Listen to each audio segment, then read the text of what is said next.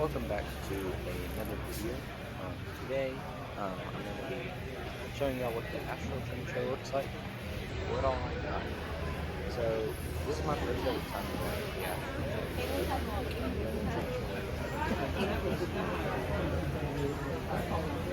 but it was much bigger. Was that real? Obviously, one thing I saw a lot of that you don't normally see this much of at train shows is no scale.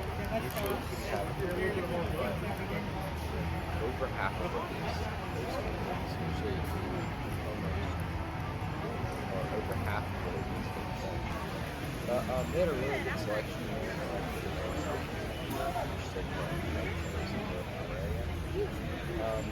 I picked up a few things. And that in a minute or two, but they also had a couple different layouts I thought were really cool, especially just for years in the second race. You don't see a lot of second race like that. So I thought that was really cool. They had a couple different layouts here. They had a really big O-scale one. It was the biggest one here. Actually, no, it wasn't. There was a bigger one. It was an HO one. But this is a Z-scale one that I thought was really cool. And then there was a really, really nice, huge HO one, which I thought was look at this. This is only a glimpse of it. Look at that dress. But yeah, I had a great time here. There was a lot of really nice people there. I picked up quite a few things. There was just stuff I've been needing, and some of it I wanted it more than needed it. But yeah, let's get into this and see what I got. This is the first year I've gone, and I guess we'll just start with boring stuff. So first of all, I got this little building here. Got it for $4. I thought it was really nice. I think it's by Atlas. So yeah, and there's that. I got a little bit of track. It's $5. I think it's Walther's code 83. So, and then I got telephone poles because I didn't have many and I needed more. So I got these for $2.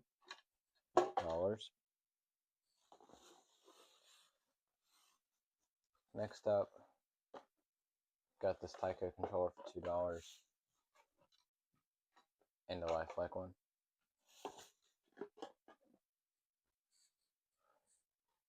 And there's not there's not a locomotive in this box right here, but there is some stuff I've been needing. So we got this little old van.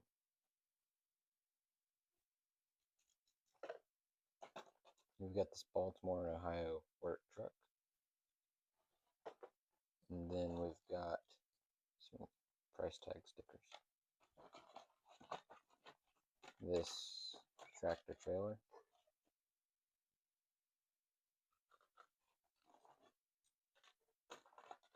And then we got this other tractor trailer. I got these tractor trailers for $10 each. I thought they were pretty nice. I've needed some for a while. But yeah, that's everything in that box. Now, from here on out, everything you see is going to be locomotives.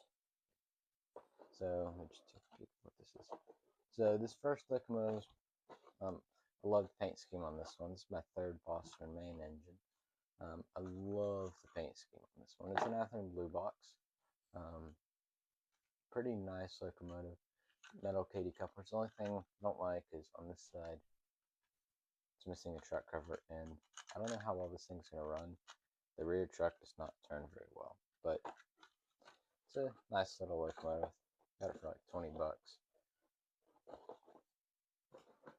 This next locomotive is, I've got two of these. You know, I'll save these for last. This is a Hobbytown GP30. If anybody knows why it's like square, the noses, please let me know in the comments. But it did not run, so he sold it to me for $20. Oh, that's not good. That truck just popped out. Popped it back in.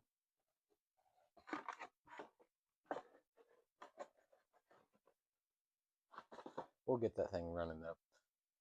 So these two are together, and I got them for $20 each. They are old band-driven Atherns. One of them runs. They both run, but one of them needs new bands. They're custom painted Seaboard Coastline RDC cars. And you know, the paint scheme is not perfect, especially right here. You know, they're very pretty engines.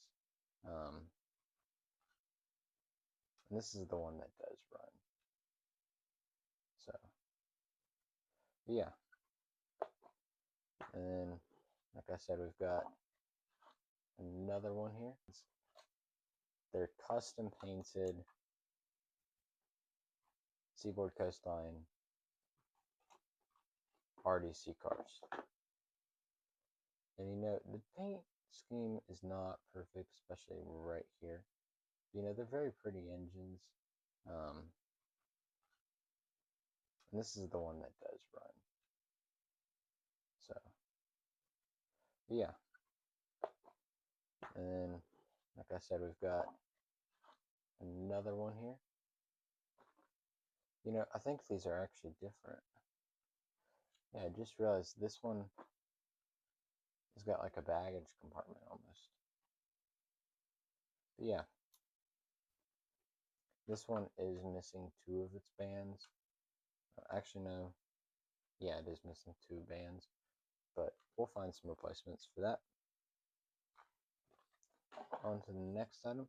And these 2 last things are very interesting. So this is, I know I said I'd never buy Bachmann locomotives. I've never bought Bachmann Spectrum locomotives. So I'm trying them out. You guys said that they're actually good. So here we are. I bought 2. This is the first one. I got this thing for $35, which I thought was a really good deal.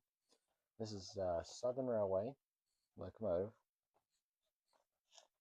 It's not even, I don't even think it's ever been ran, just because there's no couplers on it, but they're still right there, and the handrails are right there. So, and it did run when we put it on the track. So it's a nice little locomotive. I'll take it out of the box real quick. It's a baby train master. Fairbanks Morse built it. There's actually only one still left in existence in the United States, and it's at the Tennessee Valley Railroad Museum. This last one is my most expensive one that I got today.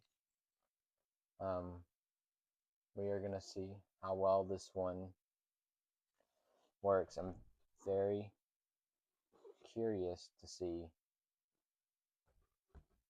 if this one is gonna run.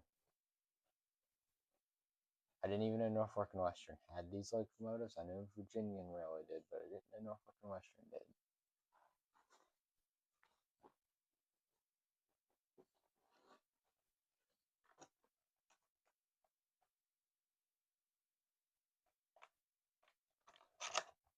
It's a beautiful locomotive. I'll take it out of the box real quick.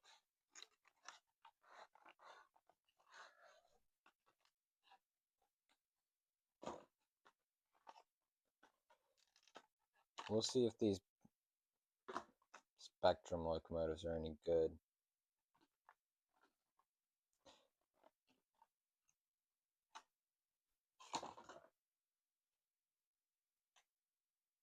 But yeah, here we are. It's even got little people inside of it. I actually don't know. Hold on, it probably says it on the box. It's an E33. That's what this is. So yeah, it's a General Electric E33. It's a very pretty locomotive. Let's see. Oh, yep, these do work. Okay, that is awesome. But yeah, this is a really cool locomotive in my opinion.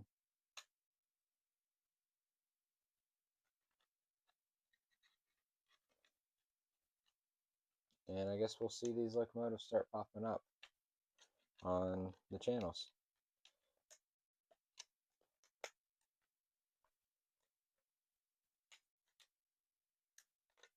Yeah, I'm gonna thank you guys so much for watching.